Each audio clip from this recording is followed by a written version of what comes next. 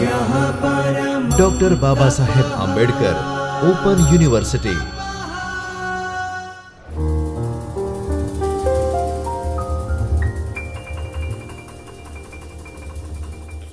નમસ્કાર વિદ્યાર્થી મિત્રો, ડૉક્ટર બાબા સાહેબ આંબેડકર ઓપન યુનિવર્સિટીના ચૈતન્ય સ્ટુડિયોમાં હું ડૉક્ટર રામકો બેડા આપ સૌનું હાર્દિક સ્વાગત કરું છું। આજે મિત્રો આપણે ભારતીય સમાજ વ્યવસ્થા વિશે વિસ્તારથી વાત કરીશું।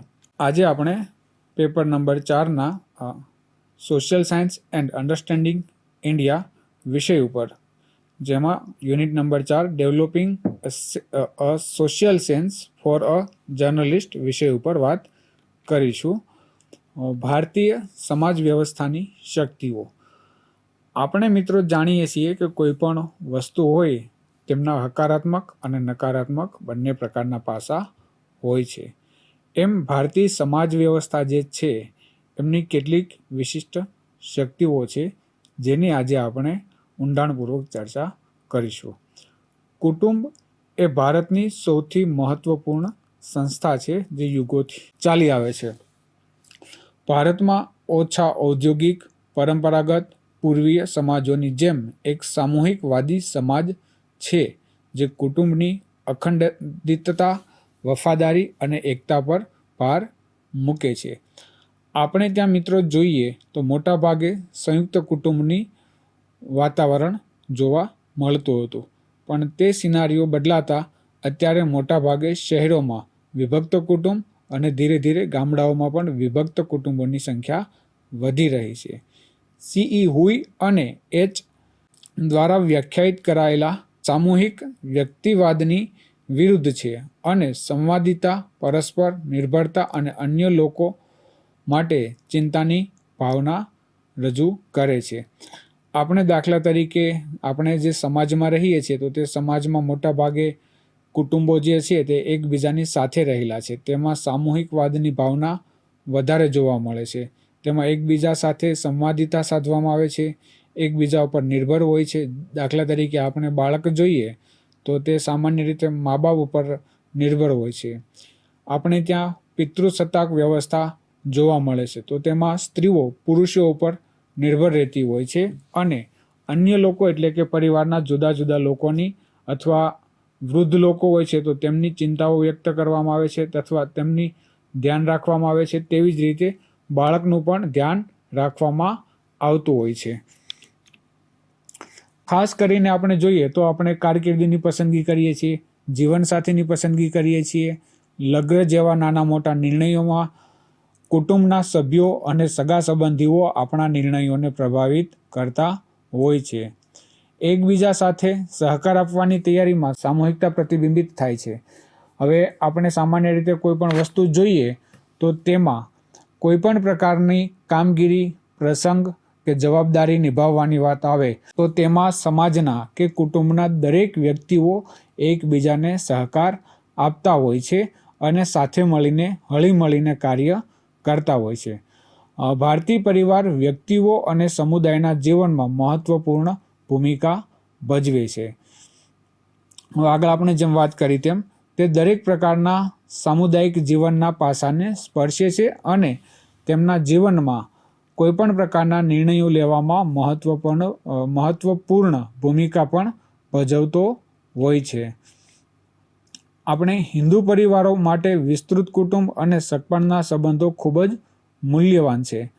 આપણે જોઈએ તો હિન્દુ રીતિ રિવાજ પ્રમાણે વિસ્તૃત કુટુંબ અને ખાસ કરીને સગપણના જે સંબંધો છે, દાખલા તરીકે કાકા કાકી, મામા મામી અથવા પ્રથમ રક્ત શ્રેણીના સંબંધો કે દ્વિતીય રક્ત શ્રેણીના સંબંધોનું વિશેષ ધ્યાન રાખવામાં આવતું હોય છે।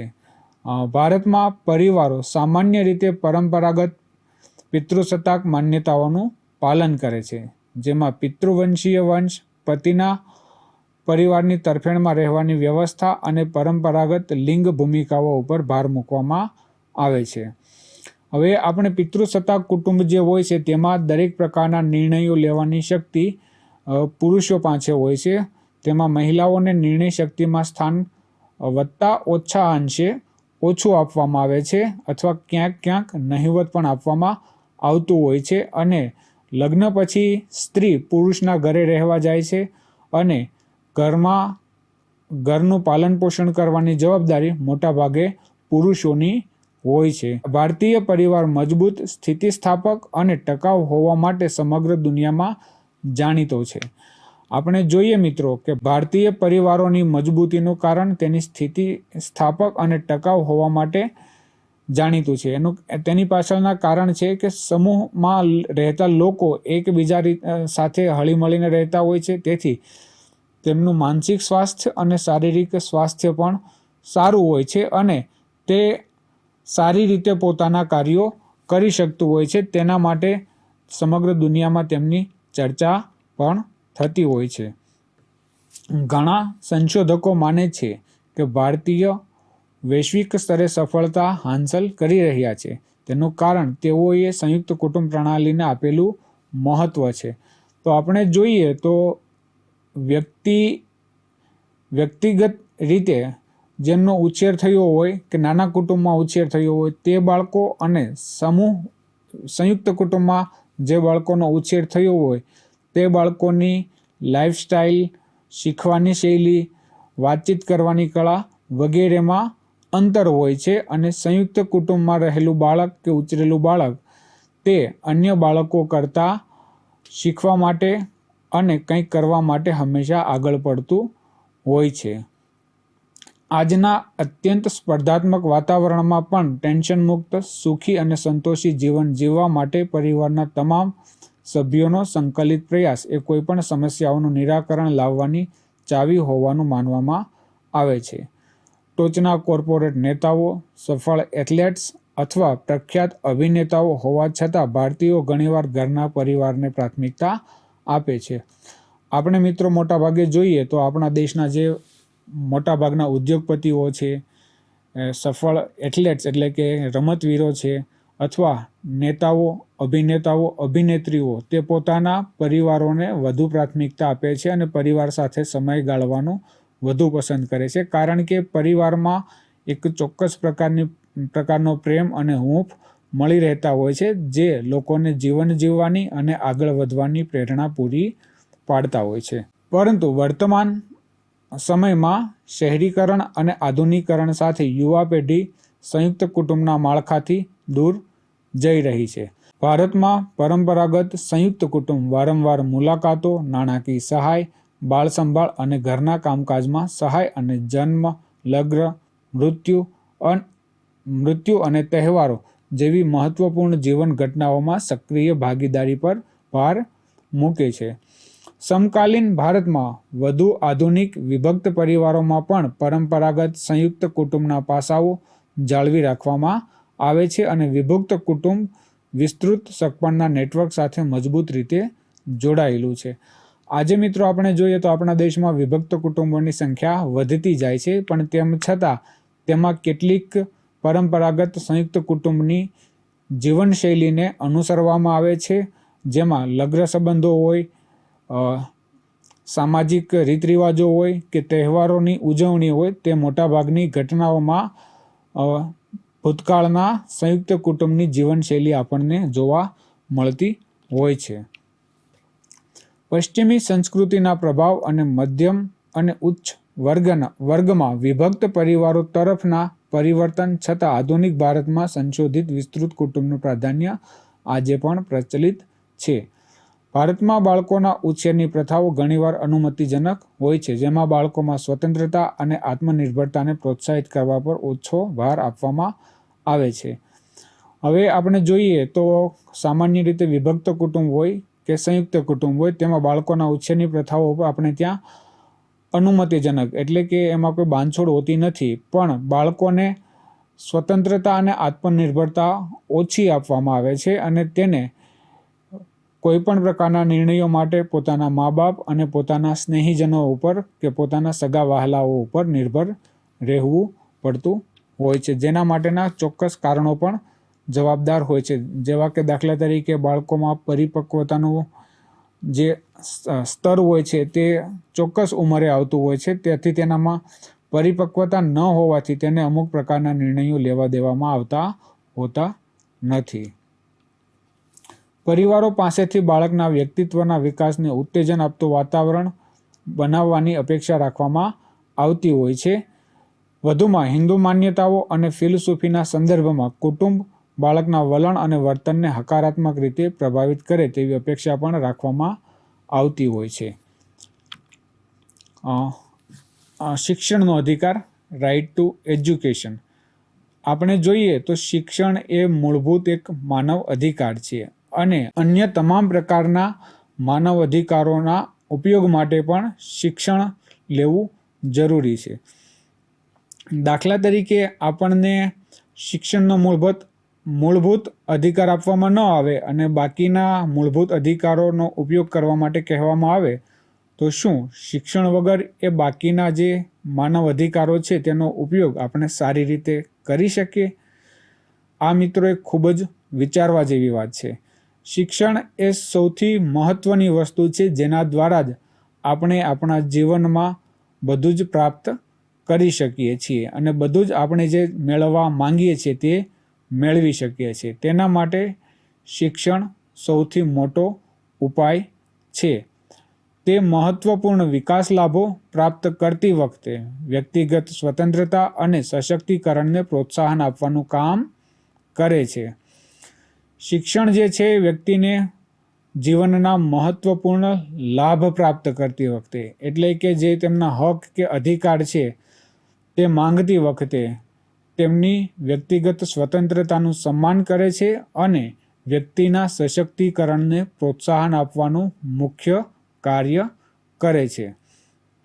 જો કે આપણા દેશમાં અને વિશ્વના ઘણા ભાગોમાં ગરીબીને કારણે લાખો બાળકો અને પુખ્ત વયના લોકો શૈક્ષણિક તકોથી વંચિત રહે છે અથવા શિક્ષણનો અભાવ હોવાથી તે લોકો પોતાના ઈચ્છા અનુસાર કાર્યો કરી શકતા નથી, કોઈ ચોક્કસ પ્રકારના કૌશલ્યો શીખી શકતા નથી અથવા તે પોતાના જીવનમાં જે કરવા માંગતા હોય છે તે કરી શકવા માટે સક્ષમ હોતા નથી. તેથી બધી જ વસ્તુઓ મેળવવા માટે કે ઈચ્છાઓ પૂરી કરવા માટે શિક્ષણનું હોવું અનિવાર્ય છે. યુનાઇટેડ નેશન્સ અને યુનેસ્કોએ આંતરરાષ્ટ્રીય ધારાધોરણો અને માર્ગદર્શિકાઓ બનાવી છે જે દરેક માટે શિક્ષણનો અધિકાર સ્થાપિત કરે છે. આપણે મિત્રો જોઈએ તો વિશ્વમાં સંયુક્ત રાષ્ટ્રસંઘ અને યુનેસ્કોએ શિક્ષણ ક્ષેત્રે કાર્ય કરતી મહત્વપૂર્ણ સંસ્થાઓ છે જે વિશ્વના દરેક દેશોમાં શિક્ષણ અને લોકોના જીવન ધોરણને મોનિટરિંગ કરતી સંસ્થાઓ છે અને તે માટેના ધોરણો તેમણે સ્થાપિત કર્યા છે અને વિશ્વના લગભગ મોટાભાગના દેશો તેમનું અનુસરણ કરે છે. આ ધારાધોરણો અને દિશા નિર્દેશો એ સુનિશ્ચિત કરે છે કે દરેક વ્યક્તિ ભેદભાવનો સામનો કર્યા વિના ઉચ્ચ ગુણવત્તાવાળા શિક્ષણ મેળવી શકે છે અને પોતાના હક અને અધિકાર માટે લડત લડી શકે છે અને તેને પ્રાપ્ત કરી શકે છે. તેઓ શિક્ષણના અધિકારની બાંહેધરી આપવા માટે પગલાં લેવા પર સભ્ય દેશો અને વૈશ્વિક સમુદાયની મદદ કરે છે. તે શિક્ષણના નોંધપાત્ર મહત્વને પ્રકાશિત પણ કરે છે. તો આપણે મિત્રો જેમ આગળ વાત કરી તેમ તે લોકોના શિક્ષણના અધિકારની લોકોને બાંહેધરી આપે છે અને તેના સભ્ય દેશો છે એટલે કે યુનાઇટેડ નેશન્સના જે સભ્ય દેશો છે તેને શિક્ષણ માટે મદદરૂપ પણ થતા હોય છે. આર્થિક રીતે, તકનીકી રીતે અથવા જે કોઈ પણ પ્રકારની સહાયની જરૂરિયાતો હોય છે તે સહાય યુનાઇટેડ નેશન્સ અને યુનેસ્કો શિક્ષણના ક્ષેત્રમાં વિશ્વના દેશોની મદદ કરી રહ્યા છે. દરેક માટે ઉચ્ચ ગુણવત્તાનું શિક્ષણ પૂરું પાડવા અને વધુ અસરકારક શિક્ષણ વ્યૂહરચનાઓ અમલમાં મૂકવા અને દેખરેખ રાખવાની તેમની કાનૂની અને રાજકીય જવાબદારીઓ પૂરી કરવાની જવાબદારી જે તે દેશની કે જે તે રાજ્યની સરકારોની હોય છે. હવે મિત્રો આપણે ત્યાં જોઈએ તો આપણે ત્યાં શિક્ષણ છે એ સમવર્તી સૂચિનો વિષય છે. તો સૌથી પહેલાં આપણે એ સમજવું પડે કે સમવર્તી સૂચિ એટલે શું. સમવર્તી સૂચિ એટલે કે જે વિષય કેન્દ્ર અને રાજ્ય બંને સરકારનો હોય છે. હવે આપણે ત્યાં કેન્દ્ર સરકાર પણ શિક્ષણ અંગેની ચોક્કસ નીતિ અને રીતિ બનાવે છે અને રાજ્ય સરકાર પણ શિક્ષણ અંગેની ચોક્કસ નીતિ અને રીતિ બનાવે છે. તેથી બંને સરકારોની જવાબદારી છે શિક્ષણ અંગેની લોકોને શિક્ષણના લાભો સુલભ રીતે સરળતાથી મળી રહે. એટલા માટે આપણે ત્યાં કેન્દ્ર સરકાર અને રાજ્યની સરકાર શિક્ષણ માટેના સતત પ્રયાસો કરી રહી છે. ત્યારબાદ છે પ્રોફેશનલ વર્કફોર્સ. વસ્તી ગણતરી કામદારોને 2 શ્રેણીઓમાં વર્ગીકૃત કરે છે, જેમાં મુખ્ય કામદારો અને સીમાંત કામદારો. તો મુખ્ય કામદારો એ એવા છે કે જેમણે વર્ષમાં 6 મહિનાથી વધુ કામ કર્યું છે, જ્યારે સીમાંત કામદારો એવા છે કે જેમણે 6 મહિનાથી ઓછા સમય માટે કામ કર્યું છે. છેલ્લા 2 દાયકા 1991 થી 2011ની વસ્તી ગણતરીના ડેટાનું વિશ્લેષણ દર્શાવે છે કે ભારતમાં ખેતી એ વૈવિધ્યસભર છે અને તેમાં વિવિધ પ્રકારના પાકોનો સમાવેશ થાય છે. મુખ્ય ખોરાક ચોખા અને ઘઉં છે, પરંતુ ભારતીય ખેડૂતો કઠોળ, બટાકા, શેરડી, તેલીબિયાં અને કપાસ, ચા, કોફી તેમજ રબર જેવી બિનખાદ્ય ચીજોની પણ ખેતી કરે છે. તો આપણે ત્યાં મિત્રો કૃષિ ક્ષેત્રમાં જોઈએ તો કૃષિ ક્ષેત્રમાં પણ જે ઉત્પાદન થાય છે તેમાં પણ ઘણા બધા પ્રકારનું વૈવિધ્ય આપણે ત્યાં જોવા મળે છે. આપણે ઉત્તર ભારતમાં જોઈએ તો ત્યાંની કૃષિમાં અલગ પ્રકારનું ઉત્પાદન થાય છે. દક્ષિણ ભારતની વિસ્તાર જે છે તેમાં પણ ખેત પેદાશોના વિવિધતા જોવા મળે છે. તેવી જ રીતે પૂર્વ અને પશ્ચિમના ભાગોમાં પણ કૃષિ ઉત્પાદનોમાં ઘણી વિવિધતાઓ જોવા મળે છે. ભારત પાસે વિશાળ સમુદ્રી કિનારો હોવાથી ભારતમાં માછીમારી ઉદ્યોગમાં પણ એક મુખ્ય ઉત્પાદક દેશ છે.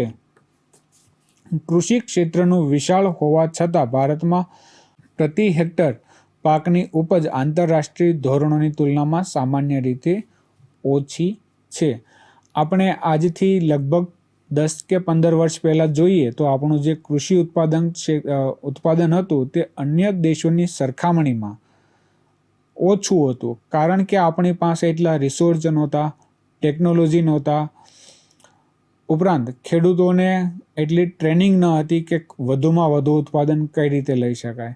પરંતુ છેલ્લા 10-15 વર્ષથી એકદમ સિનારીઓ પરિસ્થિતિ બદલાય છે કે આજે ભારતના ખેડૂત પાસે લગભગ તમામ પ્રકારના રિસોર્સ છે, ટેકનોલોજી છે, તકનીકી છે અને લોકો સુધી જ્ઞાન પહોંચ્યું છે. તેથી ભારતના લોકો પણ હવે વિશ્વના ખેડૂતો કરતાં પાછળ નથી અને વિશ્વના લોકો સાથે કદમથી કદમ મિલાવીને ખેતરોમાં ઉત્પાદન સારું કરી રહ્યા છે.